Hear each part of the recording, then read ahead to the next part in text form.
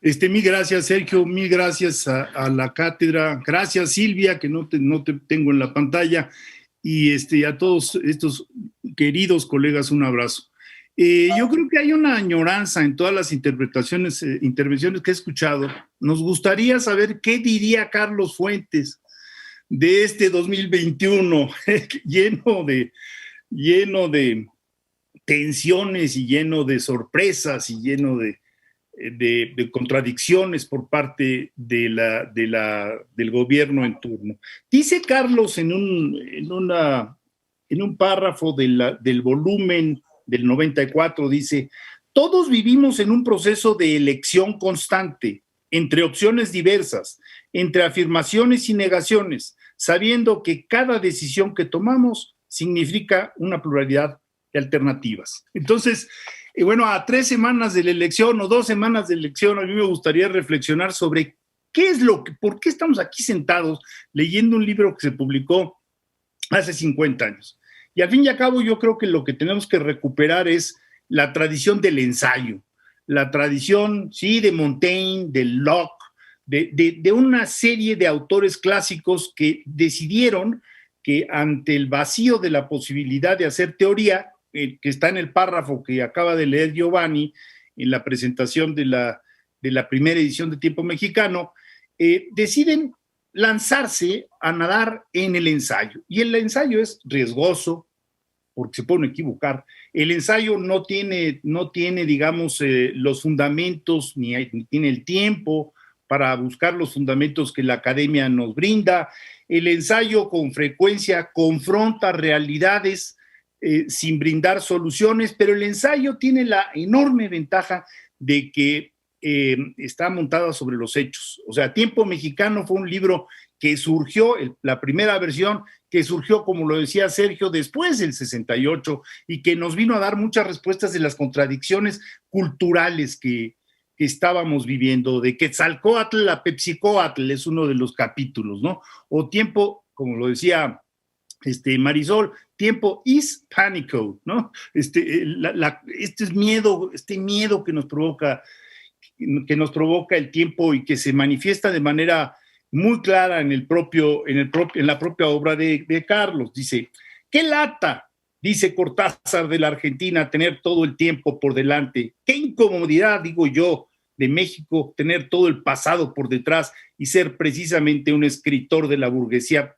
pequeña y grande, capitalina, carecer de los dones intransmisibles, por más que se les comprenda, de la instantaneidad salvadoras de un Judas de cartón o de una sirena de barro.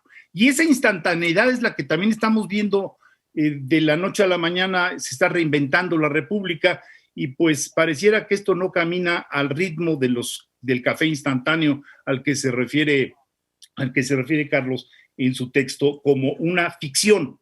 El café instantáneo no es trasladable a la realidad social.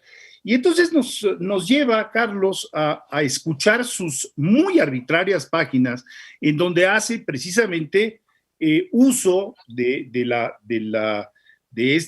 este canal de expresión que es el ensayo, en donde se pueden decir cosas muy duras, se pueden decir cosas muy frescas, y se pueden abrir caminos a académicos que después vengan a de alguna manera corroborar o no lo que se dijo. Hay que decir que la tradición del ensayo en México es muy fuerte. Vamos, de Zarco para acá, pasando por Samuel Ramos, pasando por el Emilio Changuranga, hay realmente una corriente muy fuerte que de alguna manera, ahorita que Sergio mencionaba lo de la revista Este País, pues de alguna manera esta fuerte corriente, Octavio Paz, por supuesto, Roger Bartra, por supuesto, esta corriente hizo que postergáramos nuestra confrontación con los hechos, que nos tardáramos en medir. No es casual que el mismo año en que se está fundando Gallup en Estados Unidos, aparezca el gran texto de Samuel Ramos del perfil del hombre y la cultura en México. Es decir, no son casualidades, porque teníamos muy brillantes ensayistas, fuimos desplazando los datos.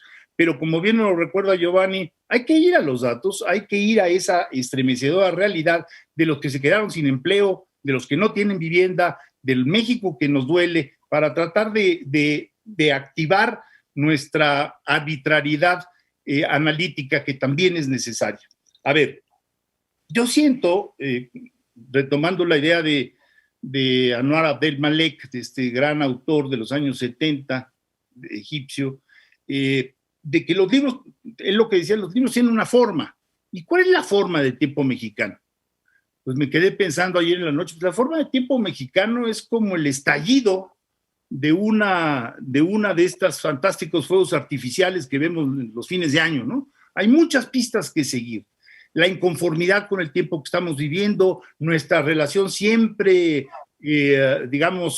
conflictiva pero rica con los españoles. ¿Qué pensaría Carlos de esta idea? Él que tanto defendió el mestizaje y que tanto creía en el mestizaje, esta idea de pedir de solicitar que España nos pida perdón o que le pida perdón a los pueblos indígenas.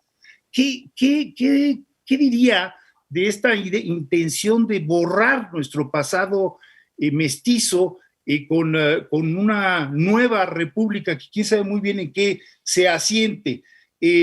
Carlos lo dice expresamente en los dos libros, en los dos tiempos mexicanos, que hay que romper con los tiempos acordados, que una de las formas precisamente de plantear el cambio es salirnos del calendario oficial y buscar nuevos calendarios y tratar de plantearnos nuevas fechas, pero siempre hacia adelante, no hacia atrás. Y lo curioso es que ahora de pronto estamos inventando fechas que nos quedan atrás, es decir, queremos volver a ser un país que dependa del petróleo, lo cual pues, es un anacronismo vergonzoso frente al resto del mundo, volver a ser un país que busca una autosuficiencia que no nos queda muy clara por qué, cuando pues al fin y al cabo el automóvil eléctrico está dando la vuelta, está por dar la vuelta a la esquina, tan es así que Silvia tiene un coche eléctrico magnífico, que funciona sin tomar un solo litro de gasolina o consumir un solo litro de gasolina. Y esta arbitrariedad nos debería llevar a decir muchas cosas que se nos han quedado en el tintero por esta intención de aplastar a las voces disidentes.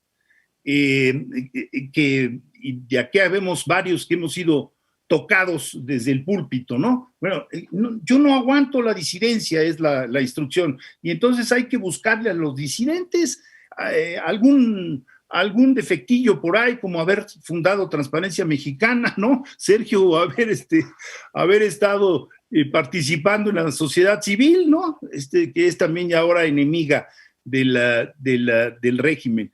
¿Qué diría Carlos Fuentes de este México, el de hoy, en donde sí se intenta instantáneamente retomar los hilos de nuestra historia y negar algo que el maestro Gorman decía con mucha claridad?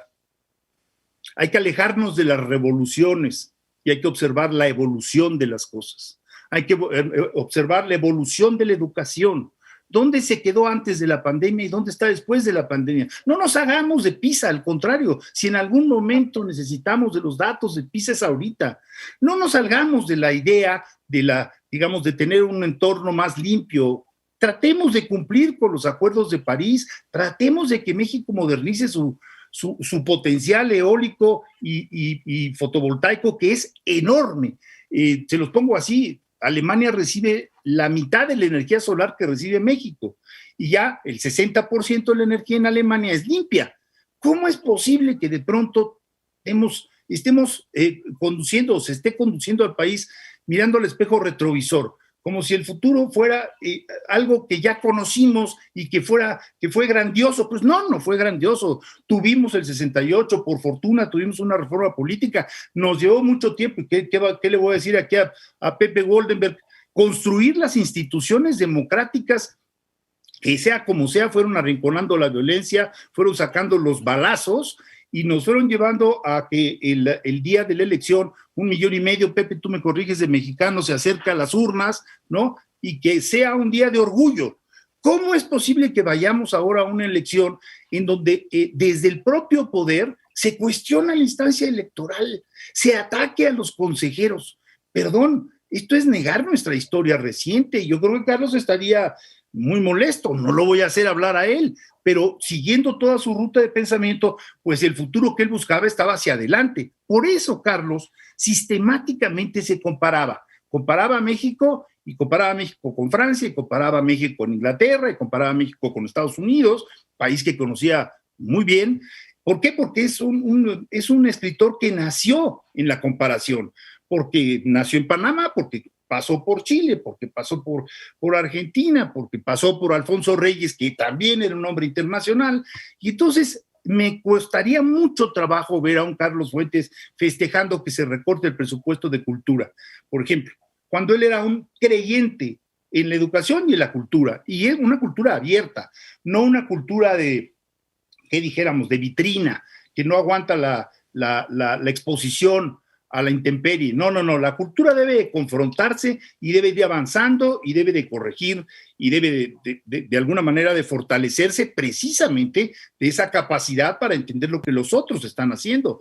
Si nosotros nos cerramos y nos vemos otra vez al ombligo, pues no vamos a tener al rato en muy poco tiempo, no vamos a tener las características artísticas, culturales que el mundo está trabajando. ¿Y qué decir de la ciencia? O sea, bueno, Carlos era un defensor clarísimo de la ciencia. Hay que ver algunas de sus intervenciones en el Colegio Nacional para recordarlo. Entonces, yo siento que estamos en un momento incómodo porque si Carlos Fuentes pudiera lanzarnos unas líneas en el ánimo de tiempo mexicano, no creo que estaría contento.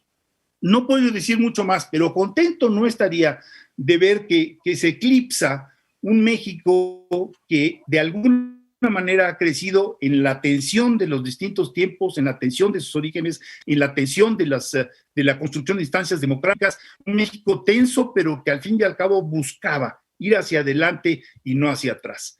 Yo no tengo mucho más que agregar, han sido presentaciones muy buenas. Insisto, agradezco la invitación y yo por mi parte no tengo más que agregar y sí mucho que escuchar. Gracias.